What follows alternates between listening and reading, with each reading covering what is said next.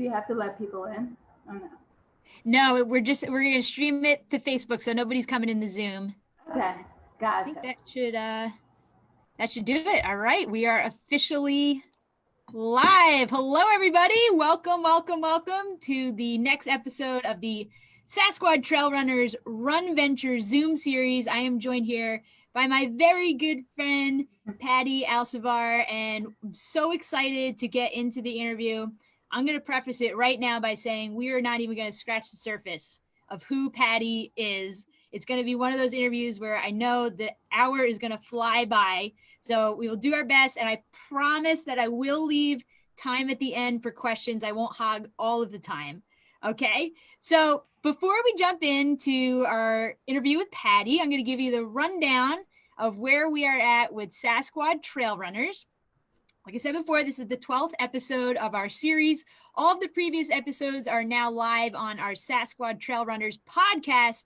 You can find that anywhere that podcasts are streaming, your favorite platform. We're on Apple, Spotify, Google Play. You can find us on there. Just search for Sassquad Trail Runners.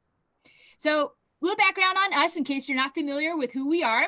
We started hosting trail parties in 2018. That's what we call our trail races.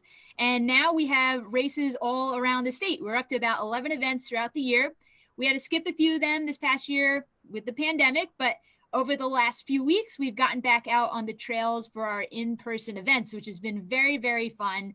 We had a great turnout for the last two events. We had in September at the Watchung Reservation in Mountainside, New Jersey. And then just last weekend, we were at the South Mountain Reservation in West Orange, New Jersey for our annual Last Squatch Standing event, which was originally scheduled back in April, but we rescheduled it to last weekend. It was a really, really fun day on the course. We actually had two new course records set for the men and the women. Nick Cruz set the new men's record with 27 miles at a blistering 6-minute pace for that final mile. And Lauren Longfield set the new women's record with 22 miles, again at a blistering pace of 7 minutes and 15 seconds. So this is a negative split. Every mile, there's time coming off of the clock, which is just, it's so much fun to watch. As a race director, it's really, really fun to watch everybody push themselves. So that event, we had our annual sock drive for our charity partner, Success. It's a big part of who we are here at Sassquad Trail Runners. We always have a local charity partner that is local to the race where we are hosting the event, to the location where we're hosting the event. So Success, they get new socks to those in need in homeless shelters around Hudson County, New Jersey. That is the #1 requested item in homeless shelters. And so you guys donated 100 pair of socks along with some really generous monetary donations. And we at Sassquad are going to match that number, which will bring our lifetime donation to over 1,200 pair of socks in the last 3 years, which is really, really fun. Next weekend, actually, just in a few days, on Saturday, October 24th, we're doing our annual Run, Hike, Eat event at Hacklebarney State Park in Chester, New Jersey. This is not a trail race. This is just a trail meetup. It's informal. We set the time and the place, Hacklebarney, around 9 a.m. Come to the park with your friends and family. And then you're going to go out and just check out the trails at Hacklebarney on your own. And if you feel comfortable, you can run with other folks who are there, or you can just go on your own or with your family and friends that you came with.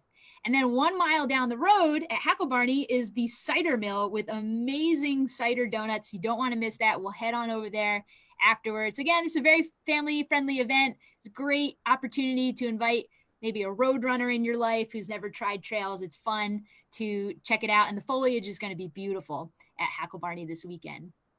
Then next month, on November 28th, we're going back to the South Mountain Reservation in West Orange, New Jersey for the Squatchy Leftovers 5K, 10K. So for that event, we're going to offer 2 different start times at 9 a.m. and 11 a.m. This is going to allow us to have more runners come out, but we can spread people out. So each start time is going to be limited to 100 runners. And the last 2 years that we've done this, the event has sold out. We've capped it, I think, at around 150 per event. So we're thinking that it's probably going to sell out both start times. So hop on ultrasignup.com to get your spot for that event. And then we have our final in-person race is scheduled for December 19th. This is traditionally we've been at Wayanda State Park, but the state parks in New Jersey aren't issuing permits for the rest of the year. So we are moving this event to the Malin Dickerson Reservation in Jefferson, New Jersey. Actually not too far from Wayanda. It's out that way in Sussex County. We just got the official permit approval from the parks. We're just waiting for the final okay on the loop that we proposed for the trail. So once they give that to me in an email, I'm going to launch the registration site on ultrasignup.com. And that is our night race, which is very, very fun. If you've never tried night trail running, this is a great opportunity to do it. You can come out with your flashlight, headlamp, and you can run or hike. And the course will be very well marked with a reflective ribbon. It's a great opportunity to try out some night trail running. So that about wraps it up for what's going on in Sassquad land. So now is the fun part of the night, which is why you're all here. I'm going to tell you about my friend Patty. So like I said before, Patty, I know we're not even going to get through everything, but I'm going to do my best to keep us moving so we can chat about all these amazing things that you've done in your life and your career and what's on the horizon for you. So Patty is an amazing person with a really incredible life story. So I first met Patty this past summer through my friend Rosa Tolentino, and I hope she's watching this or catching the replay afterwards. Rosa invited me to join her and Patty up in the White Mountains to tackle the 32-mile Pemi Loop in the White Mountains. And at the time, I was training for my first 100-miler, so I thought, this would be a great training experience to get some elevation and time on my feet. And 17 hours later, we finished those 32 miles with definitely a lot of memories that would last a lifetime. And so if you're watching this and you're a long distance hiker or you're an ultra runner, you know that you can make some really awesome friendships through experiences like this. Or it could be totally miserable if you don't get along with the person you're with for that amount of time. But thankfully, we had an awesome time out on the trails. And while we were still out on the mountains, we were already planning the next adventure that we would do. And Patty and Rosa both said, we got to go to the Adirondacks. We got to hit the high peaks and do the Great Range Traverse. And this is kind of an intro to me to these big mountains, big distances. So I naively was like, oh, well, if we did the Pemi Loop, how hard could the Great Range Traverse be? And they both looked at me straight face and said, it's more difficult than the Pemi Loop, which was hard to believe at the time, but everything they said about the Great Range was very true. So we again spent about 16 hours out on the trails in the high peaks. And through these two trips, I got to learn so much about Patty, and it seemed like everything she shared with me was more amazing than the last thing that she had just said. So I'm excited for you to hear her story and what she's accomplished in her life and career. And right now, I want to take a minute to read the bio that's on her website to set the stage for what is ahead. I was going to summarize it, and then I was worried about missing some details, so I'm just going to read it out for you. It's a couple paragraphs long, but I think it's important to just for you all to get the the basic groundwork of who Patty is. Okay, so Patty, aka Patty Boom Boom, and we'll get to that later, was born on December 12, 1980 from parents who immigrated from Colombia. She is one of four sisters who grew up in a small bedroom apartment in Woodside, Queens, New York. Definitely not New Jersey, New York. Her father left when she was 8 years old, leaving her mother to take care of four girls. Patty left an abusive home at the age of 16 after completing her first New York City marathon. She knew that if she could complete 26.2 miles on her own, she could do anything. She completed high school with honors while working after school to support herself. After graduating from high school, she started working at Sanctuary for Families, where the staff offered free skill-enhancing courses, but instead, Patty chose a course called The Art of Boxing. She knocked the wind out of her coach and longtime friend, Martin Snow, during a demonstration, and that was the beginning of her boxing career. Patty is a two-time New York City Golden Gloves champion, a USA Nationals champion, New York Metro champion, Western States champion, and the first female to ever be voted to win Athlete of the Year as voted by the United States Olympic Committee. As a professional boxer, she captured the New York State title and hopes to win a world title before retiring from the sport. Patty's passions include alpine and mountain climbing, and one of her goals is to be the first Latina boxer to climb the 7 summits of the world. Among her goals is to complete an Ironman, write a memoir, and develop a foundation for young women. Woo! Okay, Patty, incredible. And like I said to you on the phone the other day, like I don't even know where to start when we jump into this interview. But let's just talk about a little bit. We'll go back to your upbringing, and I know that you have a very unique story. You overcame a lot of adversity. So tell us a little bit about who you are, how your childhood shaped, who you are today. Well, first of all, thank you for having me as a guest.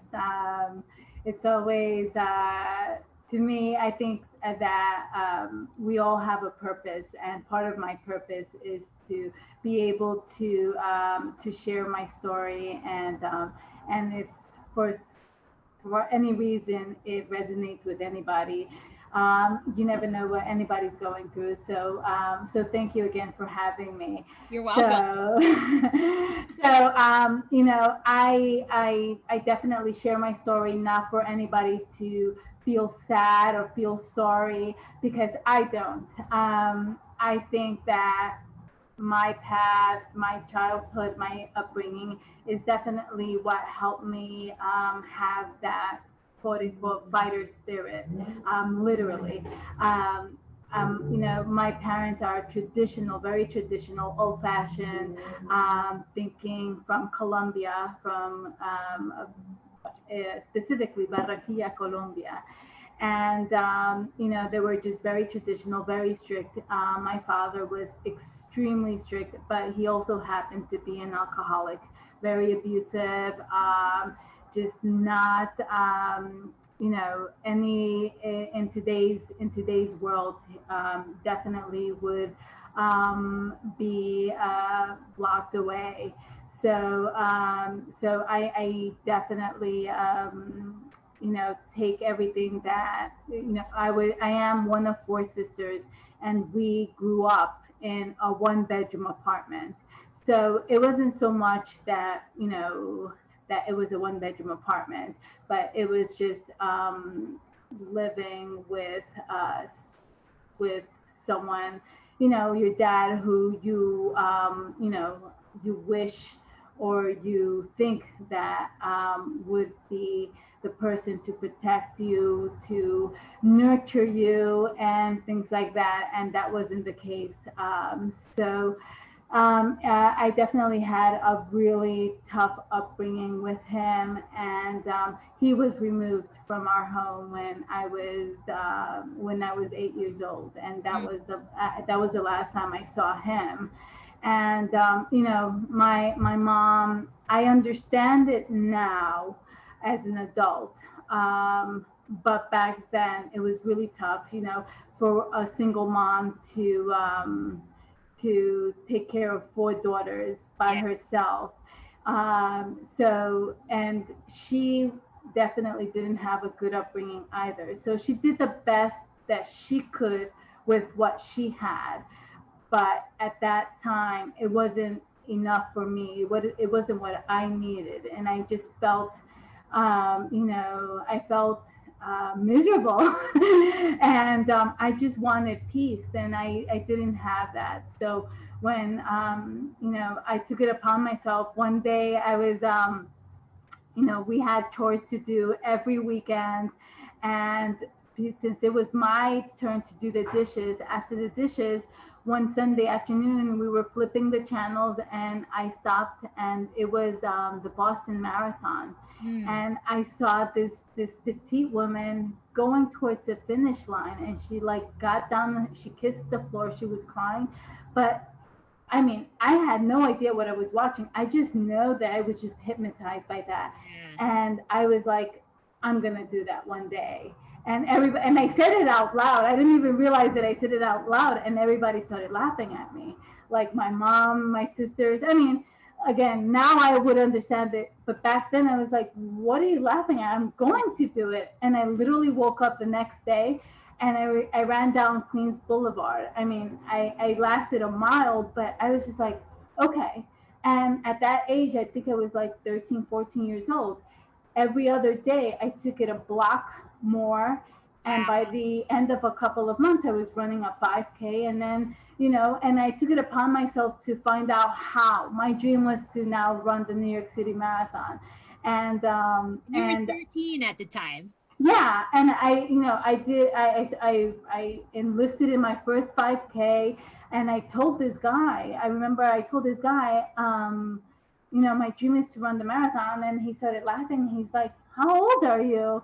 And then I was like, and I told him, and you know, and then he's like, "Listen, I'm going to give you the name of the person who can probably help you, but you have to train. You really have to train." I trained for like a year and a half or so, and then I mustered up the courage, and I marched up to New York Roadrunners, and I went to the front desk and I said I need to speak to Alan Steinfeld. Get out of here. Oh my gosh, I have pictures and everything. I went up and the girl was like, "Do you have an appointment?" And I'm like, "I don't, but I need to speak to him." And she says, "Well, why?" And I said, "Because I am going to run the New York City Marathon." And she also and she also smiled, but she went and she got him. Yeah. And Alan Steinfeld came down. He brought me up to his office and he's like, "Tell me your story." And I told him what was going on. I told him my background. I told him about my dad, and I told him, you know, what my situation was, about my dreams and everything. And you, you're not gonna believe this. I mean, he gave me a year's worth of training classes and Wow. a free pass to the New York City Marathon. Get I out of ran here. I ran the New York City Marathon, my first ever, at the age of 16. Oh my God. I would say that I don't believe it, but now having known you, I believe this. That is incredible. I mean, Alan Steinfeld became my friend. Like he became my friend. I ran the New York City Marathon um, while before I started working there for 9 consecutive years. Wow. And then once when I was boxing, when I turned pro, he came to my fights. Wow. So yeah, Alan Steinfeld. I mean, not a lot. I mean, the people that know him know that he was just amazing, but he was just humble and very giving. I mean, to just a kid out of just walking out of the street saying, I need to talk to Alan Steinfeld. Yeah.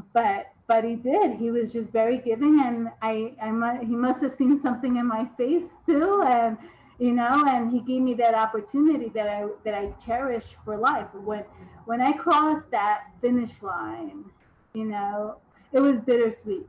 Um, you know, a lot of people have their loved ones, and I didn't have anyone, but it was, like I said, it was bittersweet. It was very empowering that I could do that by myself.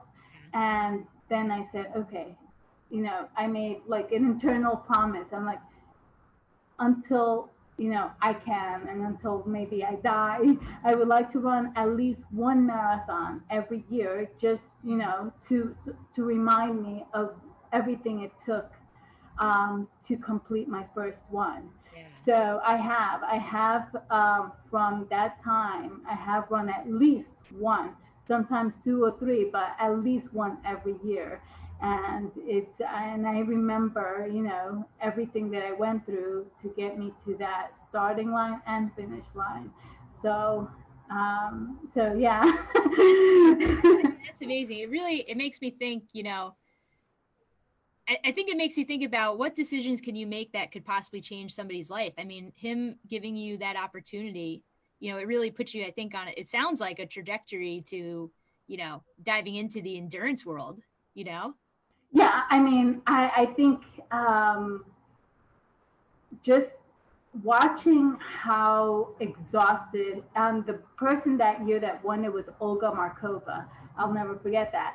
And just watching how fatigued but how happy she was, Hmm. that that triggered something in me that says I need to know what that feels like.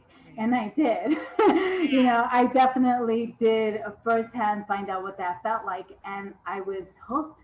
I was like, okay, through the challenge, through the pain, through everything, I felt cleansed. It was a very cleansing feeling, like, all the stuff that had happened with my childhood, for those moments through the pain, was like non-existent. I felt, it was an amazing feeling, and I feel like I look for that all the time, and I sometimes want to like top it each time to see, how far I can go. At the time, not too many people believed in me or supported me, so I found that being self-reliant is very important as well. Yeah. So, but of course, none of that would have been possible if, Alan Steinfeld didn't give me that opportunity. Right. Legally, now I think marathons, you can run it, you have to be at least 18 years old. So, again, I think, he somehow was, his heart was softened or something. I don't know, but I'll never forget that. That is awesome. That is awesome. So I'm noticing in the background you've got a lot of boxing swag. Is that the next chapter of the story after you get involved in the marathon running? How I know we talked about in the bio you took some classes or a course. How did you become a professional boxer? It's amazing.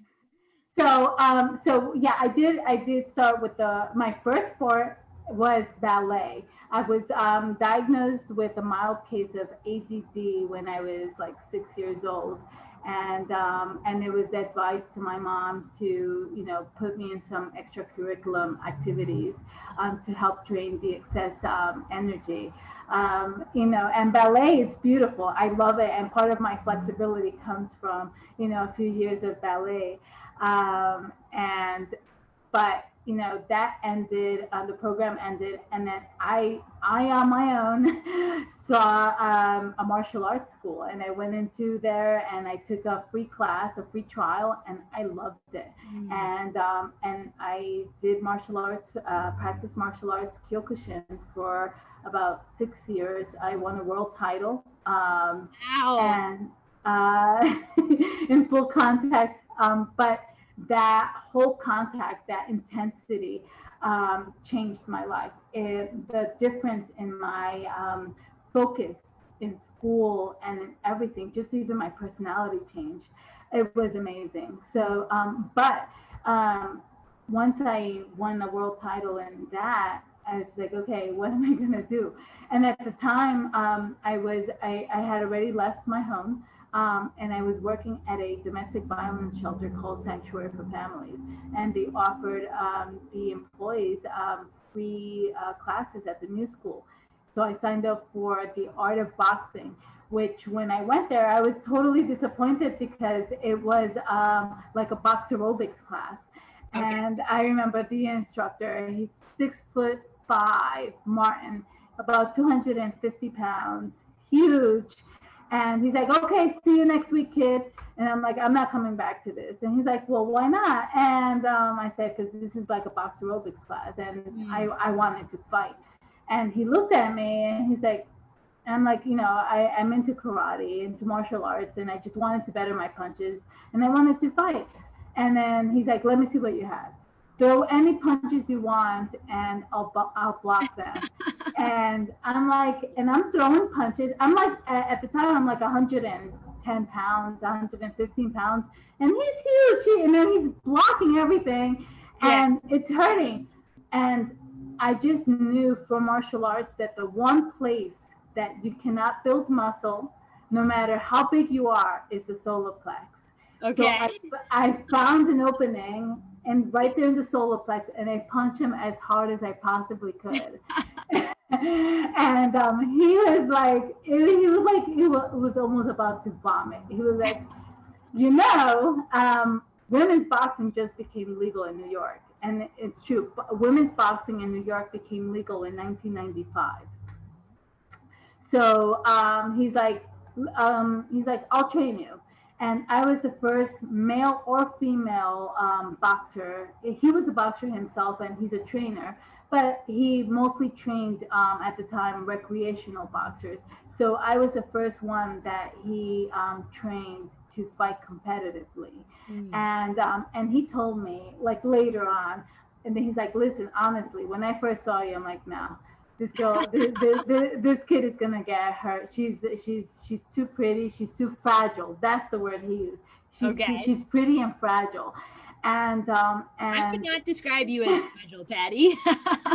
yeah. Well, we're talking about 1997. We were talking about a few years ago. Yeah, yeah. And I definitely had much more of a baby face, Right. and he trained me for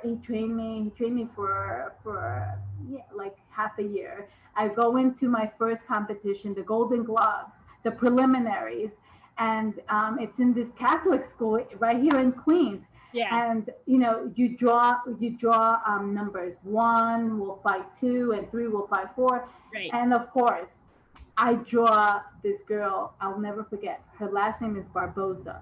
Okay. She had been she had been in jail, out of jail like for a few months, had a scar from here to down here. Oh my word. And when she saw me, she was like, yes, it's gonna be a quick night. And I'm not gonna lie, I'm like, I had tears in my eyes. I'm like, oh my gosh, I was super scared. And I remember that my coach's brother, John, he said to me, are you nervous? And like, of course, my eyes were watering. I'm like, yes. And he's like, well, you wouldn't be human. You wouldn't be normal if you weren't nervous. He's like, take all that and use it for good. Don't let that paralyze you. And then that totally stuck. And I and as I'm coming into the ring, the crowd is, instead of cheering me, they're like, "Oh no!" I was like, "Oh gosh, really?" So we go into the ring, and it was honestly like a switch that went on. It was a completely different, Patty. And all I remember was that, I wouldn't stop punching. I wouldn't stop punching. And I stopped her in the first round. I scored my first knockout as an amateur on my first fight. And I just remember my coach being super proud. And it was the first time in my life that someone said to me, I'm proud of you. So boxing became like, it was like it was my everything. It shaped me into the person that I am today, because boxing is a very difficult, it's a very harsh, it's a very violent sport, and it's very similar to what my life was when I was growing up. So I definitely related to a lot of the things that happened. It's definitely unfair, just like life is. So, so definitely, Boxing gave me some of the greatest moments of my life, and some of the hardest, and some of the most saddest moments. But again, it helped shape me into the person, the athlete that I am, and um, things. I've had many fights, many bouts where I thought or anybody else would have thought, okay, this girl is done.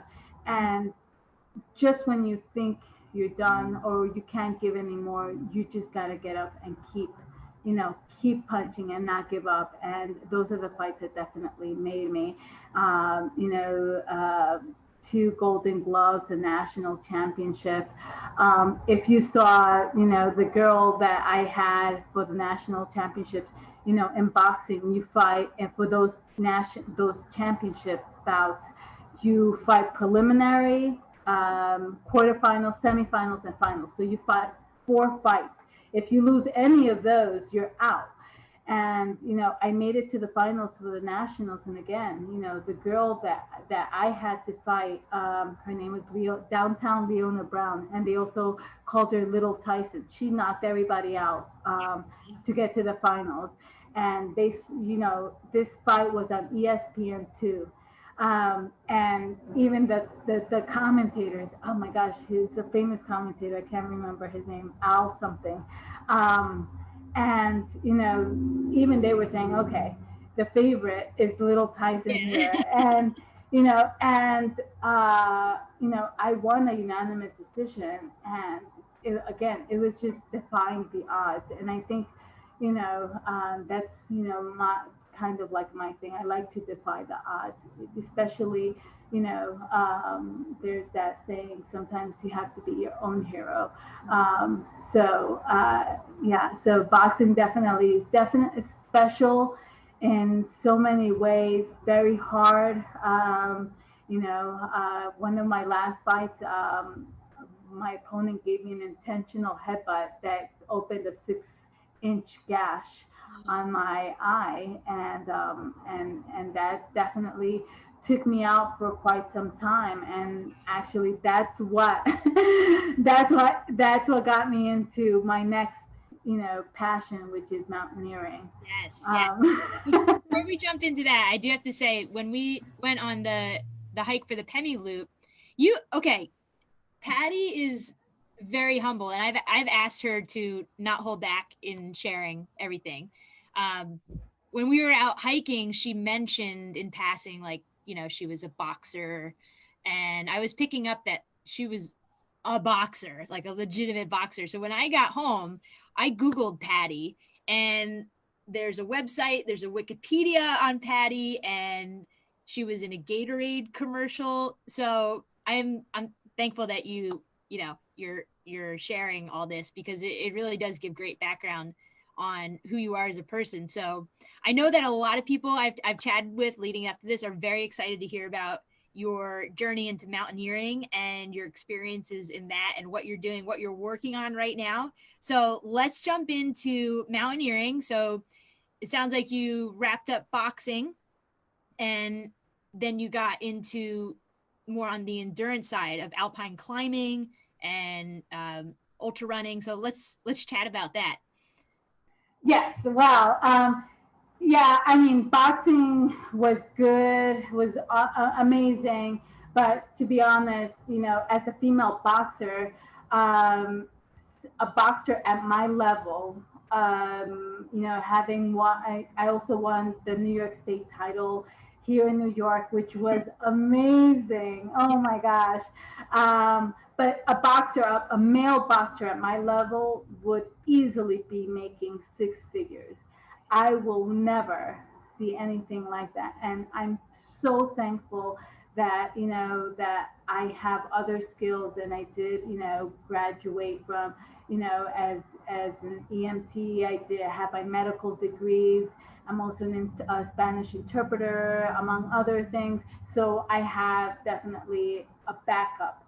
Right. So when I got injured in the boxing, I mean, I haven't officially retired from the sport. If the opportunities were enticing or something, I would fight. But while I was injured, I have always loved the mountains, hiking.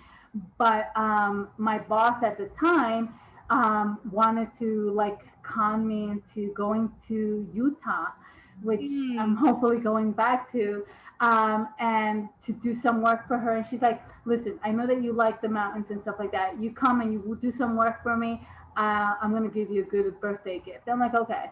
Okay. So I go, and I do the work and everything, and on my birthday, this guy comes and is picking me up, and I'm like, "Oh, what's going on?" He's like, um, I've been hired to take you on your birthday gift." I'm like, "Okay." And I had never worn. Listen, he had mountaineering boots, snowshoes, crampons, ice axe, oh, a beacon, Oh, harness. wow. I'm like, "Oh, okay." So we're going where we have the snowshoes and everything, and Utah is already in altitude, so I'm like a little winded, but I'm okay. So we make it to this like halfway point, and he says to me, most first timers, I would say all of them, usually this is the spot that they turn around. And he's like, there's no shame in turning around here. He's like, this is your first time ever. You've never even wore crampons.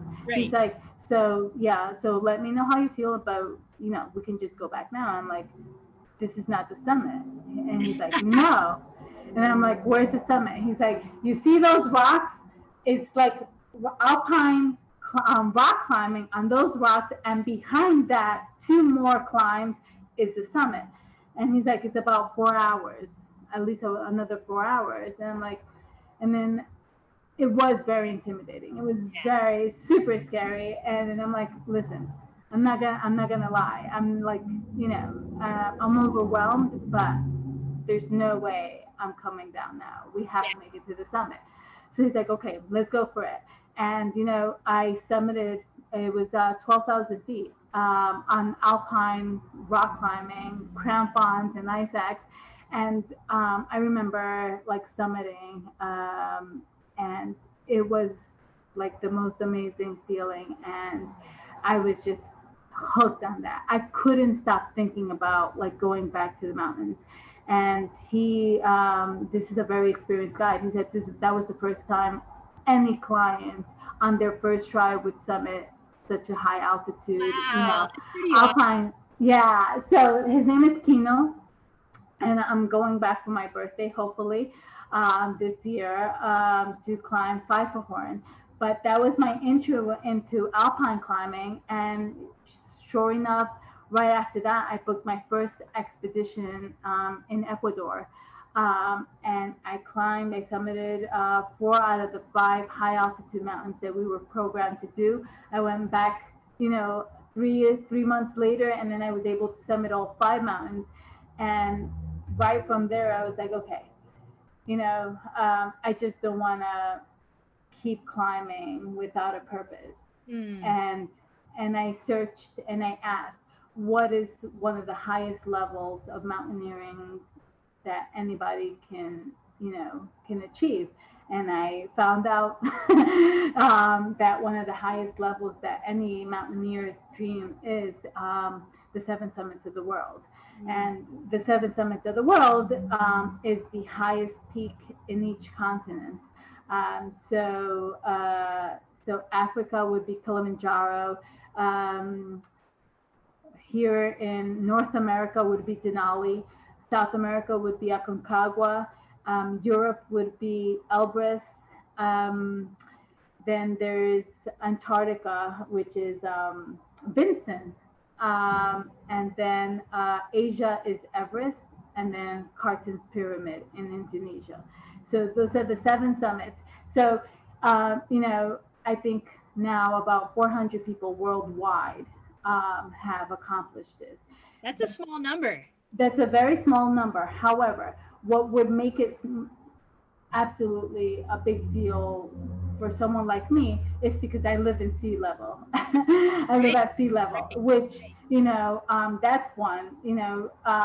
When I summited, I have summited 3 out of the 7 summits of the world: Kilimanjaro, Aconcagua, and Elbrus. And I remember, Aconcagua is almost 23,000 feet above sea level. And, the oxygen there is ridiculous. It's so thick. It's the hardest climb I've ever done. And I remember when I came back down, at base camp, they were congratulating me. They were like, congratulations. Half of my team was evacuated for, pulmonary edema, Word. you get fluid in your lungs and you can internally, drown in your own blood. Right. So, they were asking me, congratulating me, like, where do you train? And I was like, well, in the Catskills in New York. And they were laughing. They're like, listen, if you don't want to tell us, don't tell us, but don't lie. Yeah. I'm not lying. That's where I train. I mean, Yeah. I do the best with what I have, and that's what I have. I have the Catskills, so that is really my passion at the moment. That's my goal. That's my dream. So That's amazing. That is amazing. Okay, so you've done 3 out of the 7. Do you Yes. have your eye on the next one? I know uh, the pandemic, I'm sure, has affected those plans. But where are you at right now in terms of working towards your goal? Yeah, well, it's 3 out of the 7. This year I was supposed to go to Denali, but the pandemic canceled it. There is, a possibility. I'm trying to see if in March I go and do Carton's Pyramid and Denali in June. So getting 2 of the 7 next year that would bring me up to 5. That would be an amazing opportunity. But one of the things the pandemic, has taught me is patience and not only patience, but like you have to have a good attitude while when these things happen. When Denali didn't go through, it got canceled. I mean, nobody. The Denali National Parks canceled all permits. No one for 2020 went to Denali, Right. and when that happened, I wasn't I wasn't angry. I wasn't sad. I think, you know, I have to say this, and not because I want to rub my religion or faith in anybody's face, but I wouldn't I wouldn't be anywhere without my faith. When you're in the mountains and you're well prepared, you're well trained, but the one thing you can't control is the weather. Right. That's Mother Nature right there, and when you're in trouble, when you're cold, when you're hungry, and stuff like that, this just I definitely have a lot of faith. Surviving in New York City, living on my own since I was 15, and doing all the things that I've done. I literally put myself in danger all the time. I'm an EMT. I ride the subways, I ride the buses. A person that is at high risk for COVID. I've been very fortunate. So I owe a lot of this, honestly, to my faith. Right. That being said, once the pandemic happened and my plans for Denali got canceled, I was like, okay, if it was, I don't know, there was something internally that said, okay, this is your chance to do good and give back. And right then and there, I signed up with 5 different organizations to help distribute food because so many people got laid off. Yeah. And it's incredible that in a city like New York, there's so many people hungry and in need. So, I get called literally like almost every day to please come help, pack foods and distribute food. Like you're in good shape and you're the one that gives like the largest amount of food and drops them Yeah. off at the residences. So despite the fact that a lot of my plans for climbing got canceled, I've been really busy with the hospital and EMT work, with Latina Share, the breast cancer organization, and then and volunteering. So and then I haven't stopped training. If anything, I have never I have never run so. I mean, I've always run, but Yeah. I've never run as much as I have during this pandemic. Like if I was, I wish there was like 100 miler that I could do because I think I would, I would do well. So my mountaineering dreams, they don't end. I don't think like in my head the way my brain functions. Unless something is accomplished, Yeah. it doesn't leave my head. Right. So it may not, my plan, my focus is to get 2 of those summits next year. But if for whatever reason it doesn't happen, the dream doesn't die. You Right. know, it's there, and it'll happen when it's meant to happen. When when it's safe to do so, and But in the meantime, I have there's other things I could do. I've loved the trail running. I've done, I love these high peaks that we've been doing. And there's other mountains. I remember one of my mentors. His name is Jim Gagney. He was the first New Hampshire resident to climb the seven summits. Um, he said, "Listen, don't don't obsess over the seven summits. There's other major mountains that you can climb that will give you the experience and the skills needed for the mountaineering. Mountaineering is a very serious. I mean, people don't realize. I mean, how dangerous it is. You know, Mount Washington is a small mountain, but you go there in the winter, and I hope I'm trying to get Rosa and you maybe to do Maybe twice. I'm not saying no, but I know better now. But it's an amazing experience. It's a small mountain, but it's a nasty little mountain with like crazy winds. Right. But there's I can work on my skills. Learning your ropes and how to self-arrest in case God forbid you fall into a crevasse and things like that. So I definitely things I could do and concentrate on if for whatever reason the pandemic doesn't allow next year for the mountains that I'm focusing on. But there's big dreams there. Right. Totally. So when we were in New York, it was you, myself, Rosa, and Michael Feldman. Not sure if he's not here, he can chime in. We grabbed some food the night before the traverse, and I remember you and Michael were talking about mountaineering. Michael is into that as well. And you were talking about Denali. And I remember looking over to Rosa and we were like, what are they talking about? This is insane. We've got a couple minutes left. So this will probably be my last question before we open it up to the group. What would you say?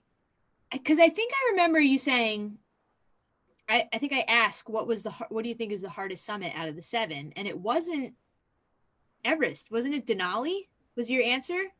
Well, Denali is just the conditions could, depending on when you go, could be harsher than Everest. The cold is incredible, and just the glacier and the crevasses, and I don't remember how many people I saw with frostbite on their hands and in their face. When you get to 14,600 feet, there is an 800-foot ice wall. That while I was there, there was a experienced climber, a French guy who just missed a step and he fell, broke his ribs, and they had to helicopter him out. So that Denali, which is the one that I'm planning to go to in June next year, is definitely one of the harshest ones. I see it as right on par with Everest. Right.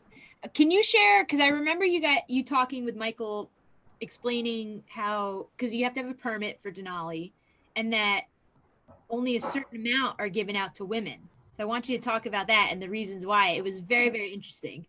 Yes, so there is a book that they recommend that you should read before you go to Denali. It's a super helpful book where they tell you how to prepare the training, all the food.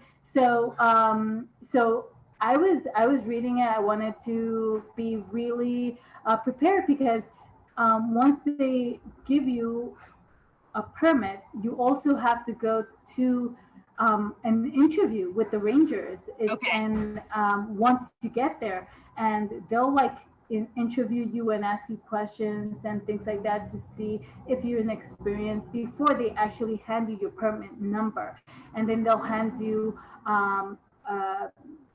3 cans where you poop and go to the bathroom in, and they're barcoded. So it's an amazing process. But in this book, there was a section, and I thought it was interesting. And this chapter, it was a chapter called "Just for Women," and I'm like, oh, okay. So one of the things as a female, there's not as a female, women, men don't have to worry about getting their periods on the mountain. Right. So I dread when that happens. When I was in Aconcagua, it wasn't fun at all, and it definitely made me weaker. And sure enough, right before Summit Day, I got it, and I was just like miserable. Yeah. So I was like, okay, how do I not get my period? So I was about to go on birth control, not to kind of like stop it. So I'm reading this chapter, and it says, okay, if you're a female and you're thinking about taking birth control, don't.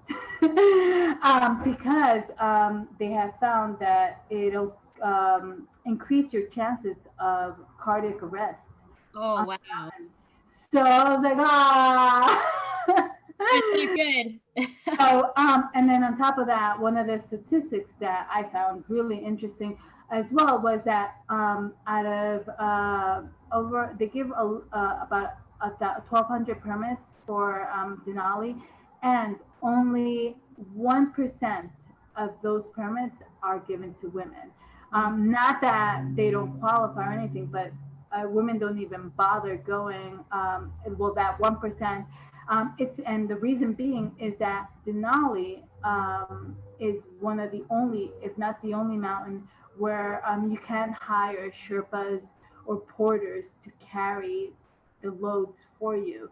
On Everest, on Aconcagua, you can hire porters, or the donkeys, or the camels will help with the porters and everything.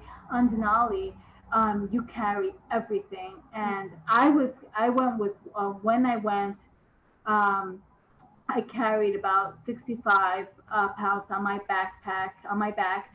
And then on your sled, you carry another 60, 70 pounds. So I was pulling more than my own body weight. Wow. But for Denali and for Aconcagua, when I was in Aconcagua, I was on a team of 12, and I was the only one who didn't hire a porter, because I knew that my intention was to go to Denali. And if I can't carry my stuff in Aconcagua, then I have no business being in Denali. Yeah. So for each of those major mountains, I trained for like a year, and I trained like an animal. Yeah. One of the things that my coach in boxing taught me was to always go over prepared and not under prepared, and that mentality always stuck with me. I'll never forget. While I was training for the nationals, it was a hot summer week, and it was like a heat wave, one of those crazy heat waves that New York City gets. Yeah. And it was the weekend. It was on a Sunday, and I'm like, making plans. I'm gonna go to the beach and everything. And I had just finished like a 5-hour workout, and he's like, okay, I'll see you tomorrow. And I'm like, it's Sunday, and I need a day off. And I told you I was planning already to go to the beach. He's like, no, you're coming in here. And I wanted to like murder him. Like there was like daggers like coming. And then he's like, you're gonna thank me for this later. He's like, I told you that I want you to train 7 days a week. And he's like, while your opponent is sipping margaritas on the beach. Yeah. You're gonna so I definitely over prepare, and I'd rather go there and not have any problems. And and as far as like physical fitness, usually I'm very well prepared. So that is great. All right, with the few minutes that we have left, we're going to open it up for questions. So if you're watching this and you've been listening, all you got to do is just type your question in the live chat, and I will read them to Patty. So one question we have from Rebecca is, Rebecca Constant wants to know, do you run ultra marathons? Well, my first ultra is considered anything up beyond 26 miles. And maybe 3 years ago, New York Roadrunners has this thing called the something six. I think it's called the New York 60K. Yeah. Yeah. And I was just like, man, 9 loops of Central Park. But then one day I'm like, you know what? I want to know if I can go beyond 26.2. And I've done now 30 full marathons. It's just like, okay, this is just nagging me. And I went ahead and I did it. And I remember, I'm running and and this I was like annoyed because there was like two bikes behind me. I'm like, what the hell is going on? And then like after the first loop, I hear the guy in the walkie-talkie. He's like, "Yep, I have the lead female right here." And I'm like, "Oh shit! I didn't even realize," because because I wasn't accustomed to ultra running and like maybe holding back on the pace. I went out like a mental patient, you Right. know. So I was the lead female for the first 6 laps. So but yeah, sure enough, then I kind of lost that pace. But in my first ultra, 30, I think it's 36, 37.2 miles. I came in the top 10 women. Awesome, Patty. And that was just like, and then because I just didn't know enough. I was like, oh, if I did that, I can do 100. And I did something called the Ultra Pistol in Tennessee. It was 10 mile loops. Yeah. And I almost died. I mean, I literally, like, I didn't train specifically for it. I just jumped into it, and I remember like having to be wheelchaired in the airport. I had cankles. I mean, You got in a wheelchair at the airport? Yeah, I was so I couldn't walk. I really couldn't walk, and that was like 3 4 years ago. And I said, okay, if I ever do, those ultra distances, I want to be well prepared. And now I feel like I have enough knowledge and I'm really well educated on it. And I would love to now, like, also concentrate on the ultra distances. Yeah. So that was a long answer to your question. Yeah. I was hoping you were gonna make it out to the Watchung Reservation to do the 100-mile fun run with us. Yeah, next time for sure. Yeah, next time, definitely. Okay, one more question for you, and that should wrap up our time.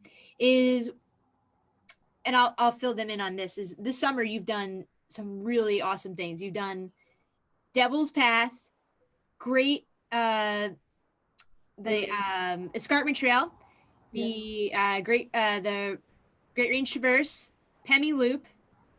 Those are the 4, right? Yeah. Am I missing one? Yeah. Okay. Yeah. So what they want to know is what is next for you in the near future? Are you training for something specifically right now besides the overall goal of the 7 summits? Is there something on your horizon for what's next? Well, definitely. I've done a few. I have 16 out of the 46 or the 48. 16 out of the 48 Adirondack high peaks. I would love to complete that as much as I could. So definitely want to complete that. Complete the New Hampshire. I think there's 46ers there. Those are like hikes here. These are like personal goals that I want to do. But as far as like, besides the 7 summits, I just want to keep climbing. And, I want to be more self-sufficient. I want to do some, solo winter ascents, which, my sister, I'm not sure if she's watching, but, she's really doesn't want, is not crazy about that. But I would like to do some winter alpine climbing on my own, just because I want to know that I could, if I get in trouble, I can be, I can be self-reliant. So yeah, just more climbing, as many climbs as I can. And as I mentioned before we started, I'm going back to where it all started, Utah. But I'm going to go do what I first started with, but I'm going to do a major mountain in December, hopefully for my birthday. It's called Pfeifferhorn, which is technical, and it looks like Meru in Pakistan. So that's the next goal right now, to survive that. That's amazing. That is totally awesome. I know we talked about in the summer, you and Rosa want to get me out to go on the do a little winter Yes. with you. So stay tuned for that, Sassquad, if it's gonna happen. I'm actually positive it will. I'm excited to try it with you guys. So all right, it is 9 o'clock, and just as I predicted, this hour went super fast, and I'm Yes, disappointed super that we're fast. out of time. Real quick, who do you got down there with you? We can see. This is my other like supporter here. This is Yeah. Shaq.